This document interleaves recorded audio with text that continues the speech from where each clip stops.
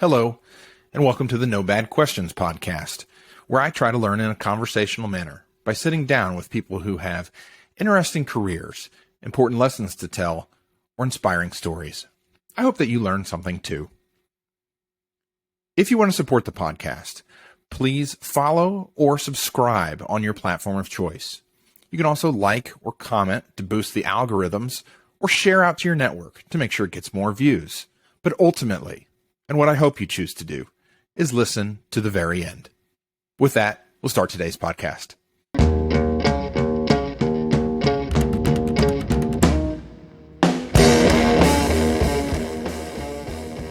Hello, everyone, and welcome to this week's episode of the No Bad Questions podcast. My guest today, the first ever to come back for a second visit, is Robert Orenbaun, the owner of the TECHFORGE.ai company, as well as TECHFORGE Foundation, a nonprofit helping youth get into STEM fields and with STEM education based in Southwest Ohio.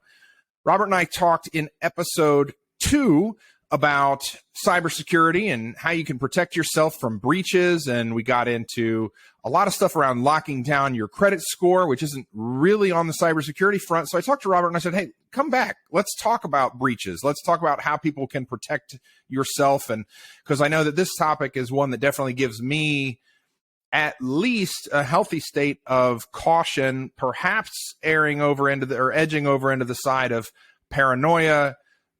Who knows, and who knows which level is where you really need to be. And so we'll start there with paranoia versus caution. Robert, one of the things you've taught me about offline is caution that you have to have with QR codes and these things that are out in public that say, oh, just scan me. Just scan me. They look innocuous. Menus, bus routes, if you're taking public transport, all kinds of things use these types of scan technology. Why am I supposed to be cautious with those?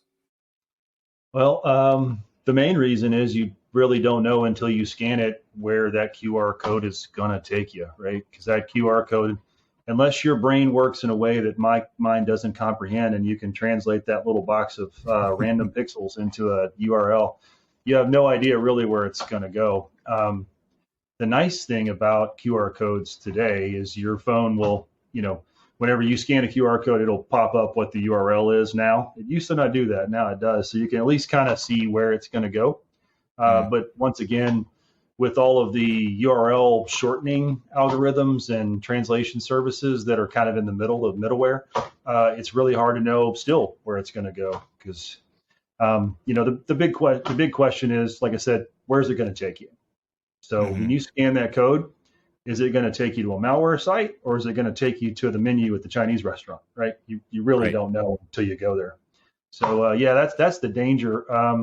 Paranoia, I still am kind of not a fan of QR codes. I think it's a fascinating technology, and I love the idea of it. I have a tendency not to scan them just because of the risks, like I said. Unfortunately, malware is so advanced these days. Your phone, if you go to a website on your phone, there are malware agents out there that literally just by going to that website, depending on what settings you have turned on or off on your phone, you are basically hacked, right? Just going to the website. Your phone's already hacked and pwned. Somebody owns it, whatever you want to call it, right? So, yeah, that's why I don't like QR codes. Yeah. So. Besides not scanning it, is there a middle ground for people between not using a QR code at all and being cautious, looking for if somebody has tampered with it or modified it? Something like what can people look out for? That's a middle ground. Yeah, typically, like if you go to a restaurant or something, like, there's no need to be, if you know that QR code is legitimate and you know who created it, then 99% of the time, there's no reason to be concerned. I mean, if you know that that's the QR code for that restaurant for the menu, cool. Or if it's, some app that you're scanning a QR code to download the app and you know the source, probably not a problem. Where you run into issues is when you're out in public locations and there's a QR code there and it says, scan me to find out more information about whatever. All right, cool. Well, I don't know who that thing is or where that QR code's taking me. And a lot of times, even legitimate QR codes, and this is pretty common, people actually make stickers with QR codes that take you to their malware site, and they'll lay them over the top of a legitimate code. Even at restaurants, on billboards, posters, that kind of stuff, they'll basically overlay it, just put their sticker over the top. So you're scanning their QR code. So the poster says, learn more information about this free trip to Hawaii. Hey, and then you scan it, but you're scanning some hacker's malware, infected site QR code, right? So so just be aware of the source. It's like anything, right? If you get an email or a text message, if you don't recognize it or even know the source, just walk away, right? Leave it alone. Don't touch it, right? That's my best advice.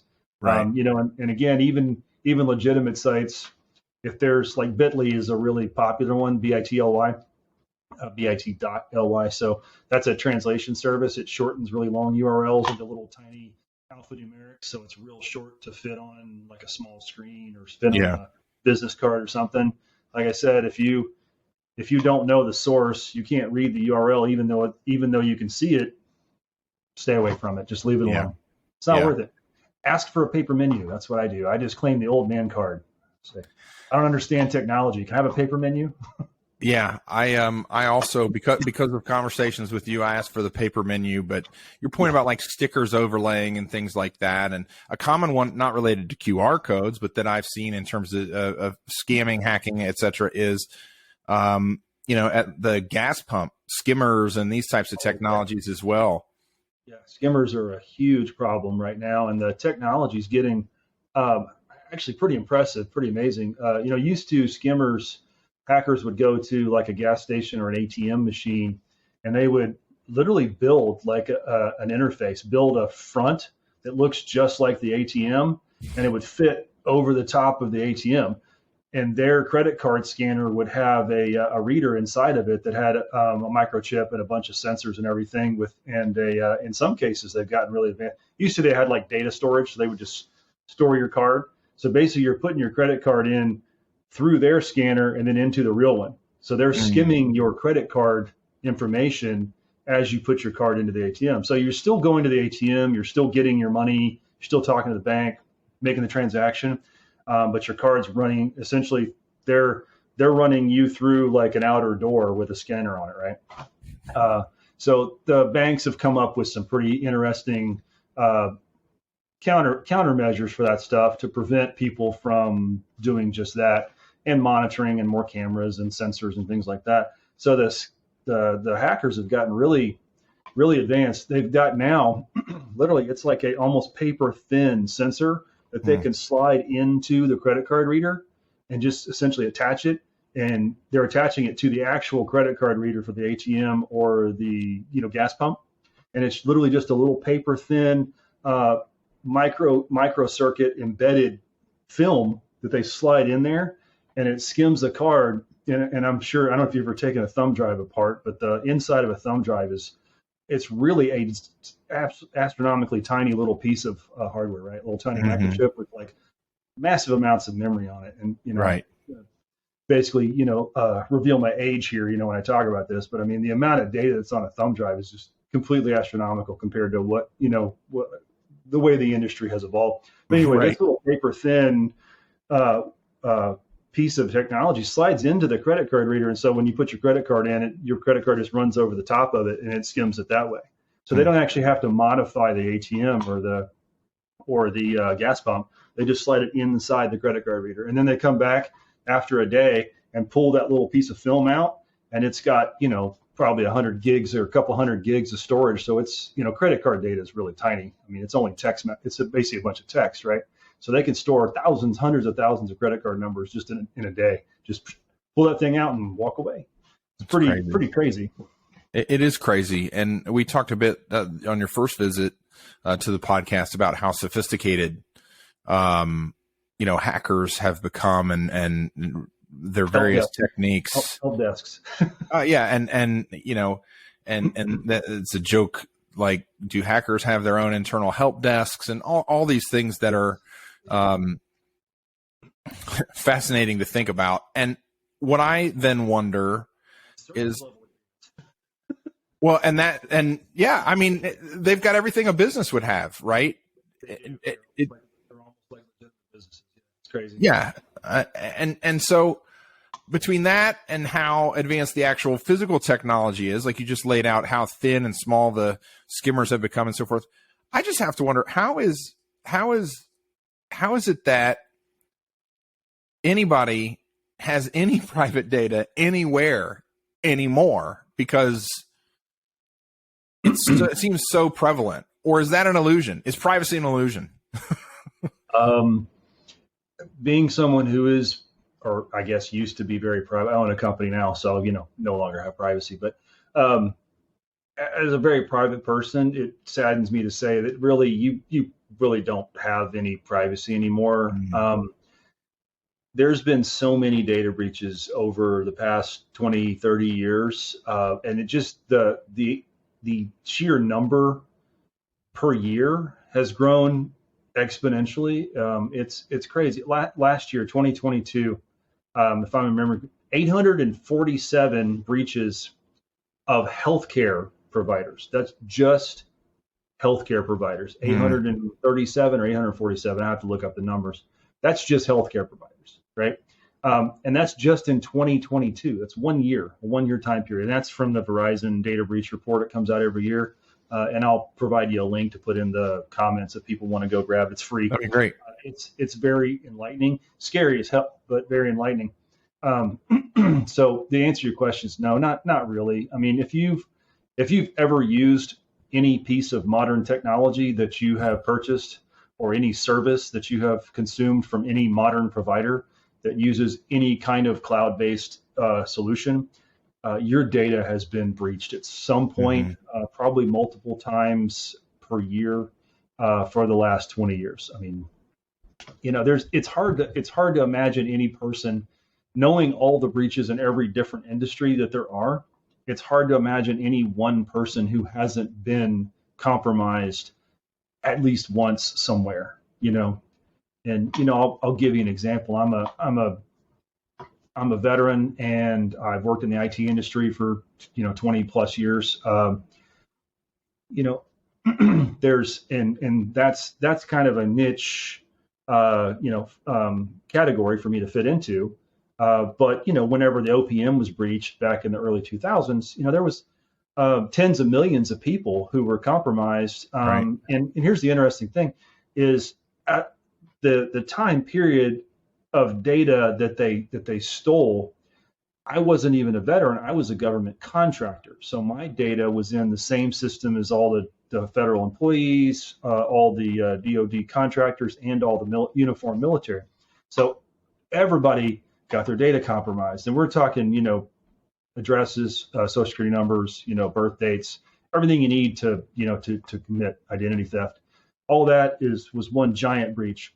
And back then everyone was like, "Oh my gosh, that's such a horrible thing. That's like, how could that possibly happen? We should do something about that." And oh my God, now there's one of those every week somewhere. Right. Every week. Just in 2023, and we're just mid-February? We're 45. mid-February. When we're recording, we're like 45 days into the month, basically? Yeah, end of the year, yeah. So end of the year, yeah. Yeah, and just in 2023, Twitter was breached, Uber was breached, several VPN companies like Super VPN, Gecko VPN, DoorDash was breached. There was the Los Angeles school district was breached, Metabank was breached, and that was millions of customers. Just the list goes. T-Mobile for the second time. T-Mobile was breached again. Matter of fact, they were breached, I think twice last year, which is crazy. And everything I just listed, that's been in 2023, dude. That's only like the last 2.5 months, right? It's crazy, so it happens all the time. So yeah. Now, what does that mean in today's society, in a modern society that we live in, where data is king and everything revolves around data? Somebody's got your data. And I would say, even if you weren't a victim of a breach, the amount of sharing that people do on a regular basis on social media, just about everything that someone would want to steal in a breach, most people just give away, everything except maybe your social security number, right? Other than that, everybody just gives it away. If you're friends on Facebook, I've got your full name, your address, your birth date, probably including month, day, and year. I know who your mother is, so I know your mother's maiden name, because you're sharing it all the time and talking about your family history and your genealogy, and like people give away all this crap. And now today, it's just kind of the norm, right? It's like, okay. Right. And then, we talked last time about what do you do if you're a, victim of a breach? Well, not much, right? Credit monitoring and, just, keep an eye on your bank accounts and your credit cards, right? Make sure nobody's compromised those, and make sure nobody's opening up new accounts or buying a house, in like some other state under your name. So, I mean, that's really, at this point, really all you can do. I did want to point out there was a data breach that made me laugh. It was which one was it? Norton LifeLock. That was in January. It was last month. Norton, if you're not familiar with Norton LifeLock, is one of the companies that provides credit monitoring and identity theft protection. They got breached. So the irony there is just like in your face, right? So that makes me wonder, because after most breaches, these companies will be like, we'll pay for credit monitoring. So is Norton going to pay for you to buy Norton, or are they going to pay for you to buy somebody else? Like, how's that going to work? That's a good point. I want to, and the reason I brought that up, because it's funny in a really sad, morbid way, but the way that they got breached was through call it a hack, but a hack called basically stuffing, right? A stuffing attack. So what happened is they had passwords from customers from other breaches that they were basically just spraying at Norton until some hit, right? So what happened was, let me back up. When you reuse your password on system A, B, C, and D, if system B gets hacked, they have your name, your whatever data they've stolen, plus your username and password. And then they're going to go to other places like Facebook, Twitter, your bank, and they're going to try your name and your password, right? To see if they can get in other places, completely unrelated. Right. So when you share passwords, what you're doing is setting yourself up for somebody to break into your account somewhere else. Right. And that's how Norton got hacked. Norton actually didn't get hacked. So, give them a little bit of credit. Right. They got hacked because of essentially user error. 6,000 people's user error. 6,000 different people on Norton were reusing passwords and got breached. Right. So, is it Norton's fault? Not really. Should they, maybe they should have enforced two-factor authentication, and that might have prevented that. Yeah, so like I said, are they culpable? Yes. Are they guilty? Not really. It's not really their fault. Right. Could they have done a better job? Probably. Right. Right. So, but yeah, the short answer to your question is no, there's not really anything you can do about it. And yes, your data is out there somewhere, everywhere, floating on the internet and the dark web. So sorry about you. And you've started using, I've seen on LinkedIn, you've started using the hashtag, the daily breach, because these are happening so often and so much. And in the first time you came, you said, it started as a joke, by the way. And then it's like, oh God, every day, like literally it's every day. I'm posting something every day. Well, sometimes that's the way the best things get started is through humor, right?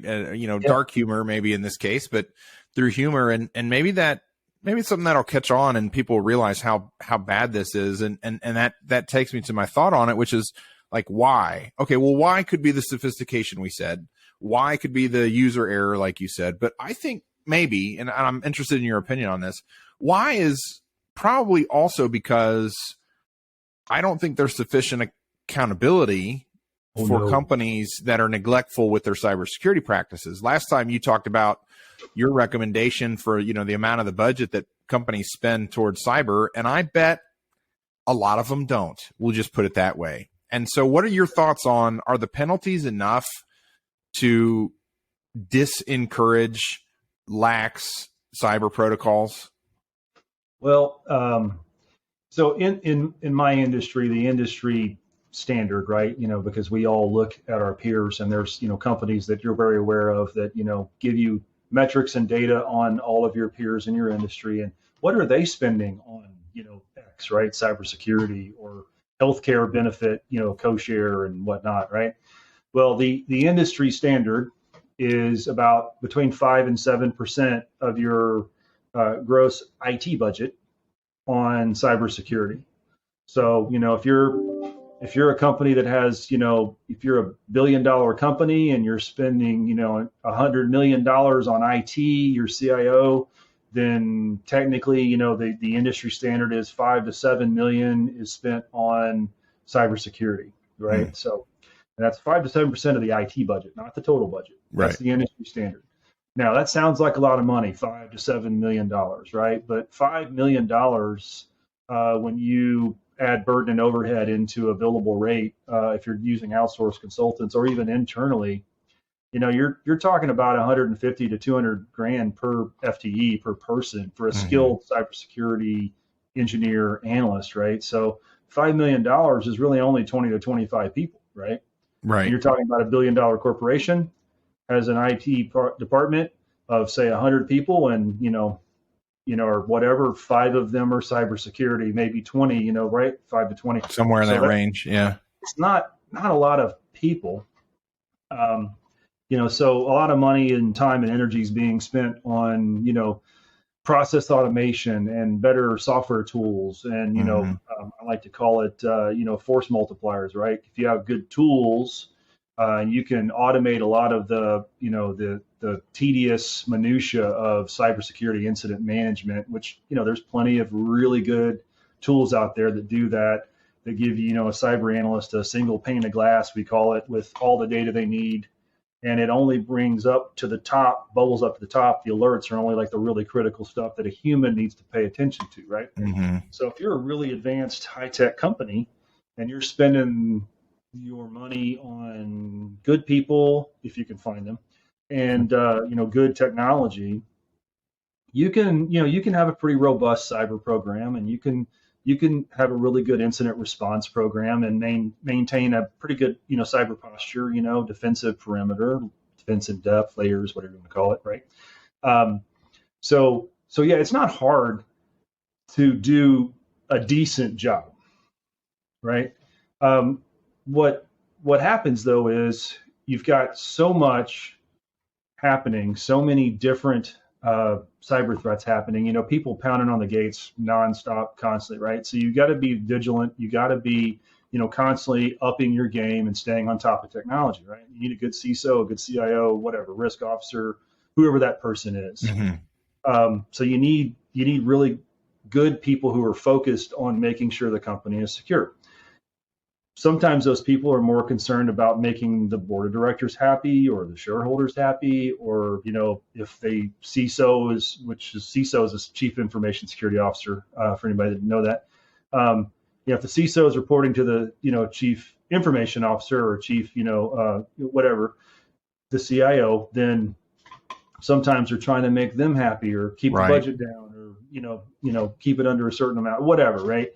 Office politics, right? And the bigger the corporation, the more politics you have to deal with on a daily basis. So, most people are trying in those positions are trying to do a good job. And I'm going to get to a point here in a second, and I have an example that's kind of interesting. Most people that work in cybersecurity are in that field because they get into the field because there's the allure of money, and there's all these open positions that no one can fill. And it's like, oh, I can make X amount of dollars in cyber. Cyber's cool. I want to be a hacker. I hear that all the time too. Go into that in a minute.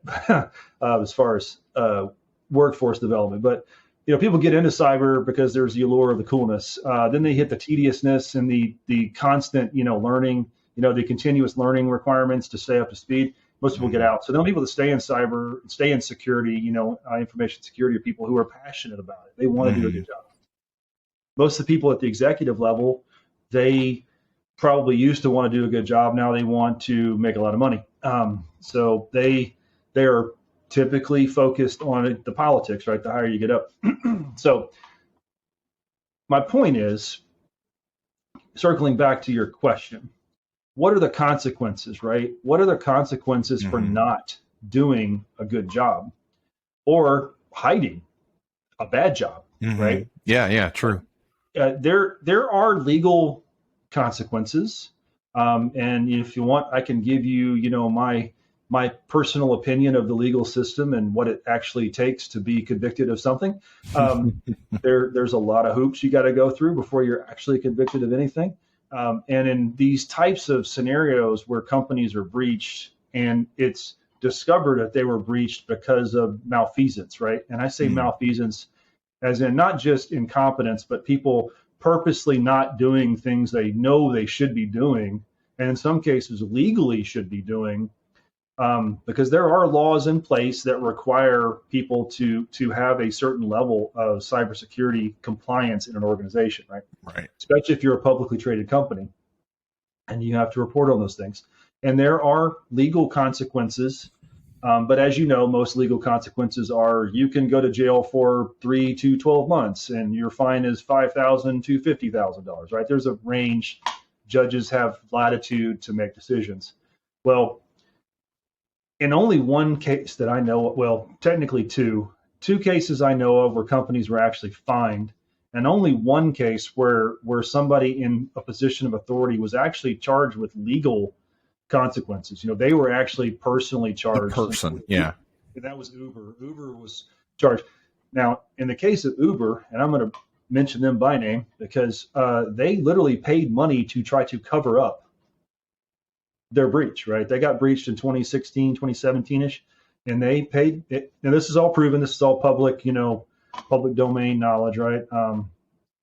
They were basically paying money to people to cover this up. So, one of the, I'm trying to remember the name, I wrote it down, but one of the people in the organization that hired really high up, might have been the CEO, was actually charged with criminal charges, not civil, but criminal charges. Wow. With threat of jail. And I'll have to go look and see. It's Joe Sullivan, the former chief security officer. Yeah. Okay. Yep. Yeah. He was fine. He was found guilty by the FTC. So anyway, that's the only case I know of ever that I'm aware of. It may not be the only case. That's the only one I know of where somebody in a position of authority in the organization managing cybersecurity was actually charged with a crime. Typically, the companies fine, a couple $1 million or whatever, or some other, insignificant amount of money, $100 per incident or something. For these companies that the big companies you hear about, that's not a lot of money, right? Right. It's a drop in the bucket. There was a very large, medical insurance company that got breached. They like 80 million records were compromised. I was one of them. I'm pretty sure you probably were too. And I am. Probably at least half your listeners, I'm sure, were probably had insurance with that company at one time or another in the period of time that was breached. And their fine was, I think it was like $40 a record or something, which they ended up only paying, I believe, half of that amount per incident, right? So when I say record, that's per person. Right. Because, and I don't know if we talked about this last time, but I think it's hilarious. We talk about, breach protection, the consequences of a breach. Most companies will give you credit monitoring.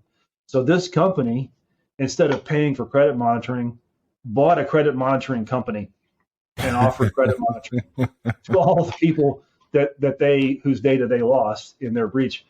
It was cheaper for them to buy this company than it was to pay for credit monitoring for all the people who lost data and who were compromised in this breach, which I think is absolutely hilarious. But hey, it's big business, right? So, and so I think that's a lot of context, and I appreciate that to the answer of twofold, really, individual as well as company liability. Do you think it's enough? And essentially, I think I'm picking up no is the very short answer, but I appreciate the why. Yeah, I think some people need to go to jail, really. I mean, if it's, let me be fair. There's a lot of folks out there. I mean, it's hard to do a good job, right? I mean, I manage cybersecurity for a lot of different organizations, right? It's hard, right? And you got to stay on top of stuff constantly. And, mistakes get made constantly. And the biggest threat we have to security in any organization is people. And I'm not talking about people outside the fence. I'm talking about people inside the gate, right? Inside the fence, in the building, the people that work for you.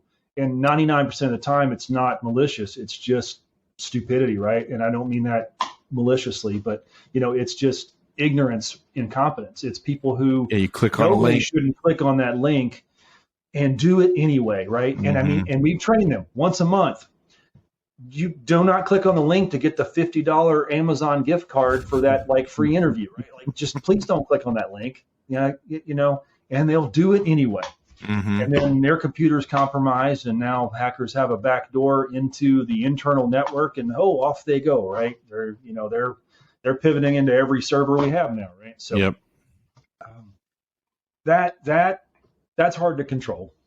There are some ways to control that. Least privilege and zero trust are the new mantras for cybersecurity, which we can talk about if you want or not. It's a little bit. What is zero trust?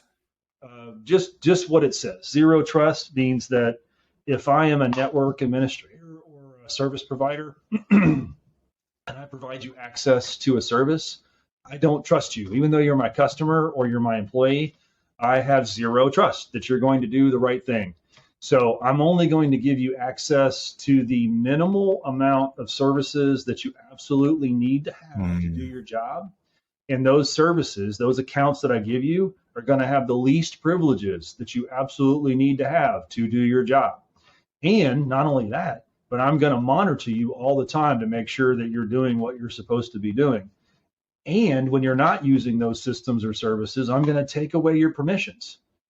So if you're doing if you're an accountant, let's say, and you need access to the payroll system to do payroll, I'm only going to give you access to payroll on the last 3 days of the month when you're doing payroll. And then whenever payroll processing's done, I'm going to take away all your permissions to your account to the payroll system because you don't need to be in there, right? Not only that, but if somebody compromises your credentials, then they're going to try to get into that system at some point. It's probably going to not be during payroll, processing week at the end of the month or whatever. Everybody's cycle is different, but the point is, when you don't need to use that system, I'm going to take away your permissions and I'm going to disable your account on that system, and I'm going to change your password. So the next time you go in to use payroll, you're going to have to I'm going to assign you a new password randomly. And, we have a 2-factor authentication system for you to get into payroll. You're going to do payroll. And then when you're done, I'm going to disable your account again, and I'm going to change your password. So if your system and your account ever did get compromised, that day after payroll processing's done, that account doesn't do anything anymore. So if anybody did have your credentials, now they're worthless, right? Yeah. That's zero trust. Now, that's a complex process to implement in a large IT organization, right? It's not. But it seems annoying as hell too. I mean, from an end user perspective. On the other hand, how annoying is being the guy or gal who caused some egregious hack? Like, how you don't want to be be? that person. Yeah, you don't want to be that person. Right. So anyway, that's the first part of that. The second thing is to your point is, so that's incompetence, right? That's non-malicious. That's just someone doing something that doing something you're not supposed to do anyway. Maybe that's malicious, but we'll get people the benefit of the doubt. It's human nature, whatever, right? It's a fancy shiny thing, and I want to click on it, right? Okay. Right. So what we need to do as a IT shop is make sure that anything anybody clicks on detonates in a controlled environment, so it doesn't actually compromise their account, right? That's virtualization, and there's a couple other technologies for that too. But the flip side of that is people who are doing things they shouldn't be doing, right?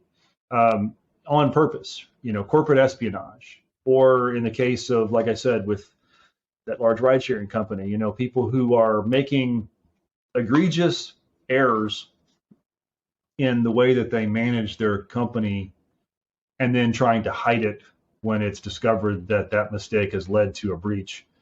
Then they try to hide it, right? That is an egregious abuse of power. That is fraud to all of your shareholders. That all kinds of crimes you've committed, and just ethics, right? It's a violation of ethics. Those people, in my opinion, need to go to jail, right? Mm-hmm. That's different than somebody not staying up to speed, and maybe we didn't get a patch out in time, and there was a 0 day that no one knew about, including us, and some hacker got in our system before we could patch it, right? I don't know what I don't know. So if there's some way for somebody to compromise my system that I don't know how to protect against it, I mean, can you hold me accountable? Yes, the board's going to hold me accountable, but is that malfeasance? Is that, illegal? No. But there are people who do things that are, let's cut the staff because we want to, have more corporate bonuses for the executive team. So let's fire, half the security team because we bought this new cool software that it should replace all of them, right? Right. Let's do that, and then I could go on and on, but yeah.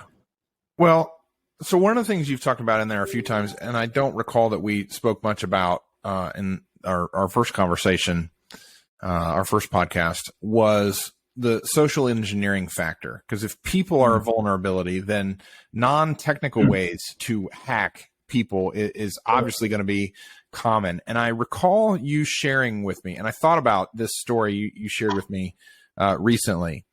You shared with me that in one of your prior roles professionally or for a client or something, it was an academic institution, and they had this movement to share stuff out to online, right? Share white papers, share research out online from students or from professors. And you had made the point well, these are our proprietary data. We shouldn't just open source things that are proprietary. And in part of why we shouldn't do that is because some of the people saying we should do that are probably foreign actors, and that you had some skepticism to that.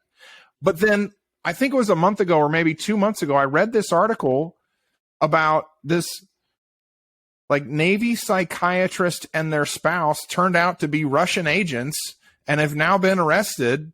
And they had been out there advocating for, open source stuff and all, sharing documents and what. It was literally a version at a different academic institution, but of the same story you shared with me. And so I think most of us think that belongs on some sort of Netflix drama show, and it isn't in reality. But there are groups, whether it's competing corporations or national entities, there are criminal organizations, there are people out there who are doing social hacking, social engineering to accomplish some of these same goals. So can you kind of educate the audience a little bit here on camera, since you've educated me offline, what social engineering is? And I mean, it's too big of a topic for us to get into in the time we have allowed, but just, the sort of highlights, the summary points on what the heck it is and how you watch out for it.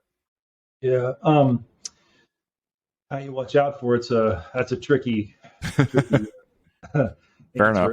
If we knew that, we solve a lot of problems. But yeah, what it is essentially convincing people to give you something that you shouldn't know, right? Something you don't have to know. That's a secret, right? So getting people to share secrets. That's essentially boiled down what it is. Gotcha. I'll give you an example. Let's say someone calls the secretary at your secretary. That's probably not the right word. The administrative assistant, executive assistant for the vice president of finance, and and calls them up and says, hey, I work in the IT department, and one of the accountants in the IT department has his computer locked, and it's it's payroll week, right? We got to get payroll out. He's having a hard time getting into the system. We need you to call down to the to the payroll department and have them reset his password to this password, because we don't have access to the payroll system. So I need you to call down to the guy or gal who handles the payroll accounts, because we have separation of duties, which is a countermeasure for hacking. So not one person can basically do something alone, unmonitored, that may compromise the system or steal money, whatever. So the person, the IT analyst, calls the secretary for the VP, because she's important and she knows everybody, and says, "Hey, can you call down to Joe down in the finance department and have him unlock this account and just reset the password to this password 123 or whatever, because I have John on the other line." And that's what he wants to reset to. He's going to log in, and I'm going to make sure he changes his password immediately, because we want to be secure, right? So I'm going to have him change his password immediately, and then he can do payroll, and everybody's going to get paid. You want to get paid, right? Because payroll's tomorrow, right? We need to get payroll out, and the sense of urgency, right? And and I know you can do this because you know Joe down in payroll, and he's a good friend of yours. So hey, Sally, can you make this call for me? I'd really appreciate it. You'd really be helping me out, right? And we need to get this done right now. And she's like, "Oh yeah, absolutely. Let me call Joe real quick," right? She calls Joe, has Joe reset John's account, gives the guy on the phone, the IT help desk guy, his password, and now all of a sudden this Chinese hacking team has full access to your payroll system, right? Boom, that's social engineering, right? What that is somebody masquerading as an IT analyst, created a sense of urgency in the administrative assistant. Played upon her empathy, her desire to want to help, and compromise their system. Was there a technical hack there? Absolutely not. He didn't hack anything, right? Right. She literally gave him the password to an account for the manager in the finance department, in the payroll department, right? She got multiple departments. So that's social engineering, convincing people to do things for you. I got 100 examples of those. Used to have a team that worked for me that did that kind of stuff back in the old days. They did some pretty fun stuff, but you have pretty well trained and talented folks out there that can easily convince people to do things that you would be so surprised at what people are able to convince other people to do. It's insane. If you got time for a little story, Sure. Real quick, I was watching this video the other day, and it was this hacker. She was doing a demo at DEF CON, which is a really famous hacker conference out in Vegas once a year. And they have a social engineering contest actually every year, which is kind of cool. It's fun to watch, and they record them too. So she called up a phone company, and she played in the background sounds of a crying baby. That was really annoying, very obnoxious. And I say that because it was intentionally obnoxious. She calls up the phone company, and there's a guy, the interviewer, who was like some guy from a local newspaper. All she asked him for was his name and which phone company he uses for his cell phone, and his wife's name, which all easy information to get, through social media or through various other means. Easy Google search on many ancestry sites. So she called up the phone company and had this crying baby in the background, and she pretended. The short story is she pretended to be his wife, called up the phone company, and within about 5 minutes, she had reset his password on his phone account, right? His personal account for the phone company.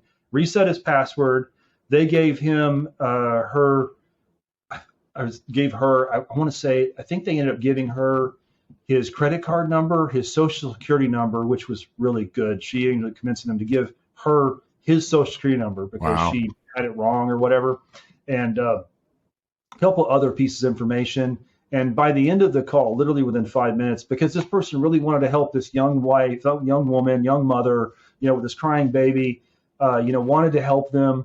And ended up giving her like all kinds of information, password, social security number, his PIN code to his phone, and it was ridiculous. I mean, within like 5 minutes, it was pretty good. I was watching this thing and I was like, man, I was taking notes. I was like, all right, this is good, So, but it's like a TED talk. This is like a video of somebody telling how they did it. Yeah, it was a video of one of the folks at DEF CON who was part of the social engineering contest. And Mm. this guy was interviewing her, and he's like, "Hey, how do you do what you do?" And she's like, "Oh, it's easy." And he's like, "Well, give me an example." And she's like, "What phone company do you use?" And like, in 5 minutes, she had this guy's social security number and Wow. his bank account number, and he's just like sitting there. He's like, "Oh my God, like what?" You know, this is real, right? This is real. He was sitting there Right. while she did it, watching her do it, and it took like 5 minutes. It was crazy. So Wow. that my friend is social engineering, and people do it all the time. They do it nonstop. And I do want to pull that thread you mentioned earlier about malicious actors from nation states, spies. Um, that stuff's real. Not to be overly paranoid or trying to be sensationalist here, but that's real. There are spies all over the world, all over the United States. There are people here who are from foreign nations, or people who are American citizens, natural born American citizens who've been turned for whatever reason to work for some other entity. And that stuff's real. It happens all the time. People are compromised all the time. They're flipped, whether it's because of money or something embarrassing, or they just feel some kinship to that country. Maybe they used to be, their parents were Russian, or their parents were Chinese, or their parents were, Right. whatever, right? I'm not picking on any one country. They feel a kinship to their homeland or whatever, or they just want to get paid, or whatever. It happens. It happens way more than you think. And anybody who thinks that's paranoia or sensationalist, just go Google, like, in the last 10 years, how many spies have been arrested, by counterintelligence organizations. It's happens all the time. It's funny, you mentioned it seems like it'd be on a movie, right? Like, really good show that was on FX, The Americans, about Russian agents living in the United States, grew up here, had kids, infiltrated all kinds of organizations, including the U.S. military. That show is fiction, but almost every single incident in that show is based on a real life event. Not one particular, not just them, but they're all based on real events. So it's fascinating how often it happens. It's very, very prevalent. And not to be, like, again, trying to be, scary or anything, but it happens all the time. Plus there's corporate espionage. You throw that into the mix too, right? Right. So, but people do things that they don't think are a big deal, that turn out to be a big deal, and they escalate. And it's a problem, and in obviously in the DoD, it's a huge problem, because there are nation states who want to get our secrets, right? It happens all the time. So circling back to what you're talking about, there are folks that are trying to get classified documents and secret stuff, but there's a lot of value in research, basic research that comes out of different government organizations the U.S. government funds billions of dollars, hundreds of billions of dollars every year in basic research. I mean, crazy stuff that'll never really be a product, frog farts and things like that, right? Like weird stuff, but they also build crazy jet engines and laser guns, right? There's a lot of, there's the whole gamut. So until that technology, that research, until it's decided, is this going to be an operational, military system, or are we going to let it loose in the wild to, go out to academia and let people run with it and, make commercial products?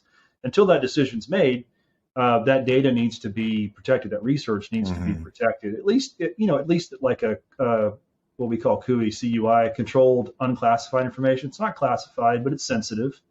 And until somebody decides, it's okay, we're not really going to make this into a weapon system. Let's go, let it be, let Boeing make commercial jet engines and sell it to whoever. We don't care.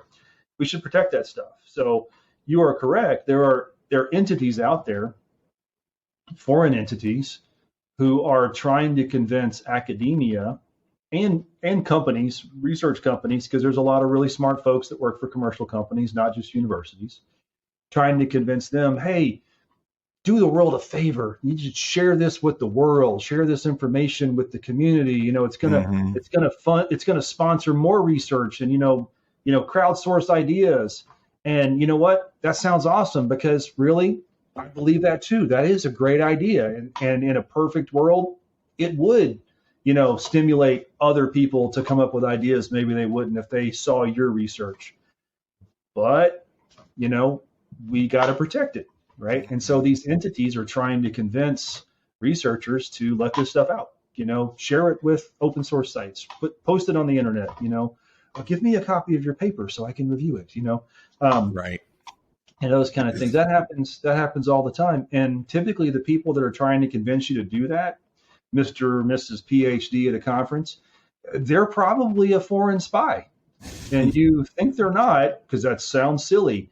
They probably are, but, again, not to fearmonger, but yeah, it happens way more than you think.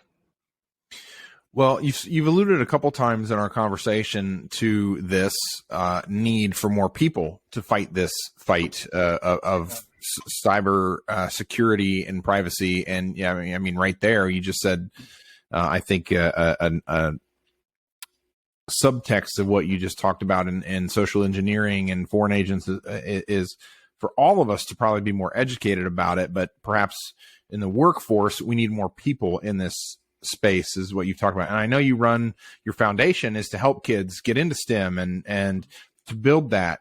So let's wrap up with a little bit of time on that, which is, how does one pursue a career in cybersecurity?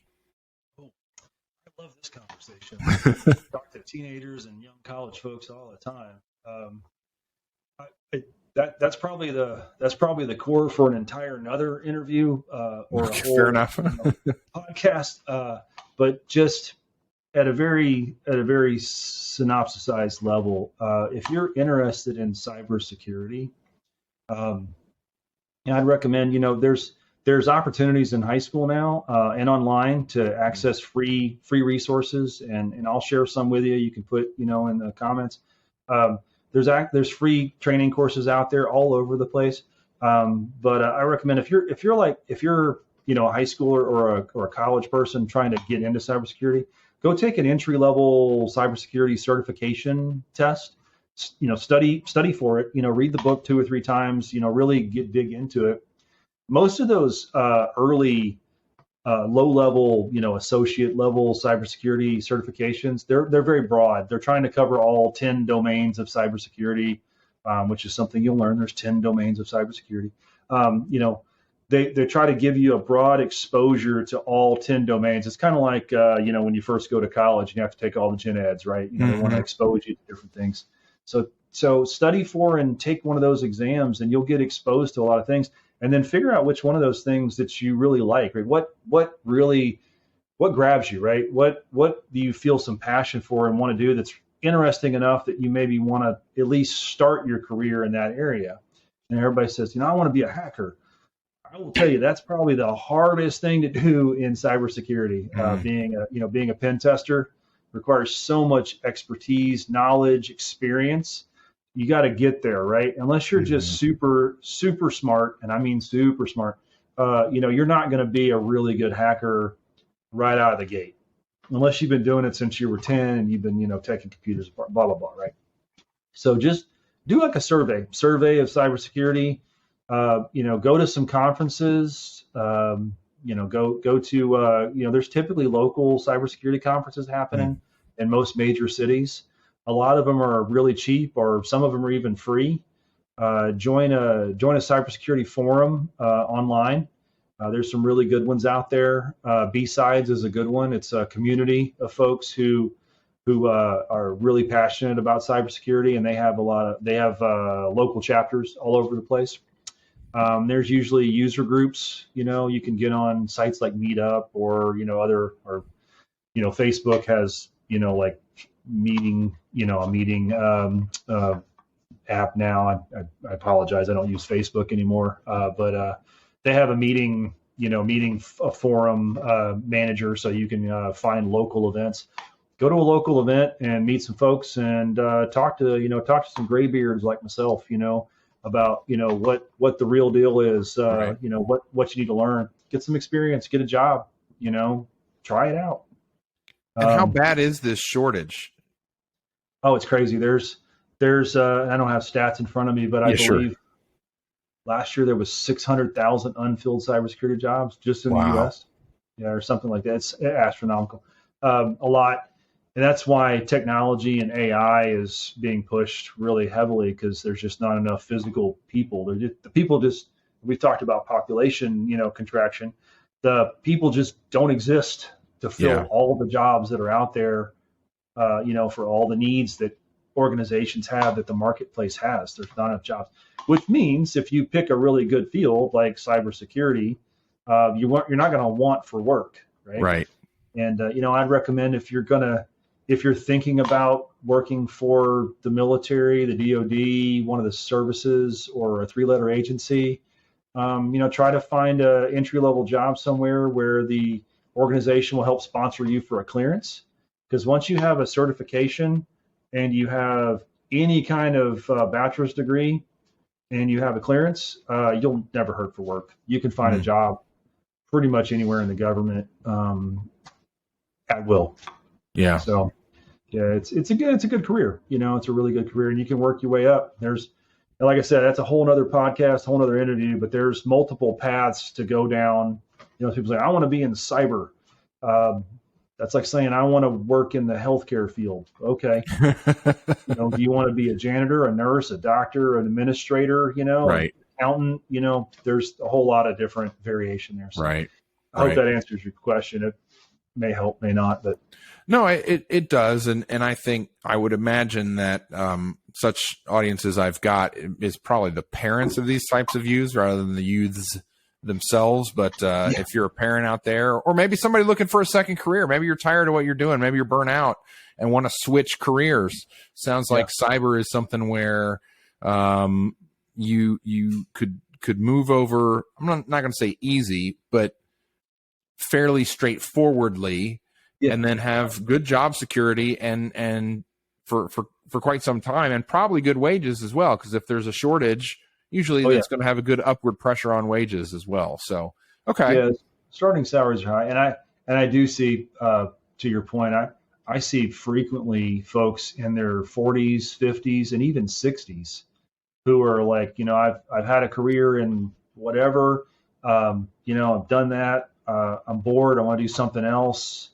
I'm going to do cyber, and they'll like switch careers, at like 50, 60 years old, and do that for 5, 10, 15 years before they retire and love it. A lot of them love it. They get into it like, man, I wish I'd done this, 50 years ago. And then I say, well, it didn't exist 50 years ago. But anyway. That's probably a good counterpoint.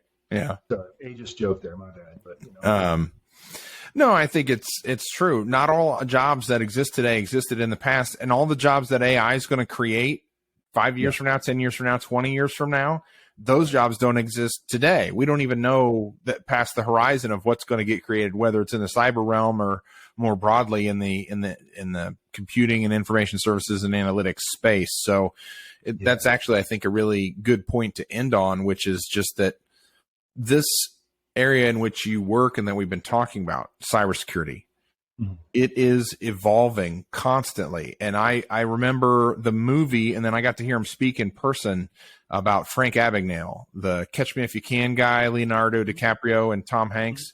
And in the movie, he was, he's basically forging checks and pretending to work as like an airline pilot.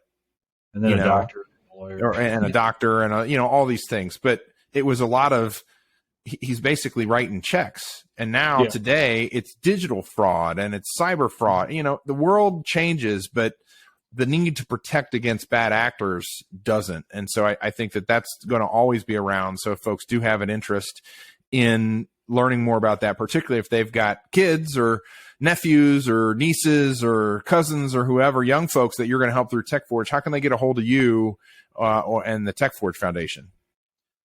Yeah, so if they're looking to get at me for a job, just go out to TECHFORGE.ai. That's my commercial company. And then the TECHFORGE.Foundation soon to be hopefully techforge.org, working on that acquisition. But TechForge.Foundation is the nonprofit. And as you mentioned earlier, the real focus there, and this is really my passion, is helping young kids get into technology, get them into STEM, and get them encouraged early. And we're hoping to have quite a few opportunities for kids to get involved. Everything we do for the kids is free to the kids. We get sponsors to cover all the stuff, and we host summer camps and things like that every year, and technology, interactive technology, sessions for folks. So everything's free for the kids. I just want to get them excited. I want to get them into any kind of technology field. It doesn't have to be cyber, it doesn't have to be security, but just any kind of technology field, because we need scientists and engineers, right? We need everything. There's a shortage of everything, but I want to encourage folks to get into science and engineering. So that's what TechForge Foundation does. Awesome. Well, Robert, thanks for coming back on the podcast, talking about some different stuff this time, going deep on how often these breaches are happening and some other elements of just people being mindful to protect their own security all the time, as well as some of the career points we talked about, or the workforce development points we talked about here at the end. So glad to have you here on No Bad Questions. I appreciate it, man. Thanks for having me back.